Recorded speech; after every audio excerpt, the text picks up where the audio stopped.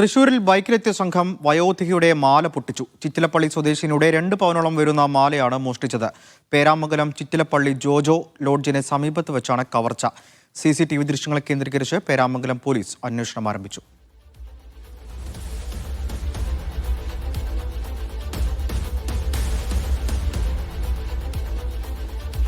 നടരാജ് ചേരുന്നുണ്ട്. നടരാജ്, ഈ സ്ത്രീക്ക് പരിക്കുണ്ടോ?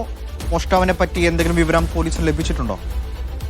ചിറ്റിലപ്പള്ളി സ്വദേശിയായ വയോധികയുടെ മാലയാണ് ഇന്ന് ബൈക്കിലെത്തിയ സംഘം പൊട്ടിച്ച് കൊണ്ടുപോയത്. പേരാമംഗലം ചിറ്റിലപ്പള്ളി ജോജോ ലോഡ്ജിന് സമീപത്ത് വെച്ചാണ് കവർച്ച നടന്നത്. 2 പവനോളം വരുന്ന മാലയാണ് നഷ്ടപ്പെട്ടത്. ഈ സംഭവം നടക്കുന്നത് രാവിലെയാണ്. വയോധിക വരുന്ന സമയത്ത് ബൈക്കിലെത്തിയ അവർ ഇത് കൊണ്ടുപോവുകയായിരുന്നു. ഇവർ പള്ളിയിൽ പോയി വരുന്ന വഴിയായിരുന്നു. സ്വാഭാവികമായും മാല പെട്ടെന്ന് വലിച്ചു കൊണ്ടുപോയതിന്റെ ഒരു പരിക്ക് അവരുടെ കഴുത്തിലുണ്ട്. പക്ഷെ അതൊരു ഗുരുതരമായ പരിക്കല്ല. അവർ ചെറിയ രീതിയിൽ ചികിത്സ നേടിയ ശേഷം ഇപ്പോൾ വീട്ടിൽ വിശ്രമത്തിലാണ്. CCTV ദൃശ്യങ്ങൾ കേന്ദ്രീകരിച്ച് പേരാമംഗലം പോലീസ് ഇക്കാര്യത്തിൽ അന്വേഷണം തുടരുകയാണ്. ശരി.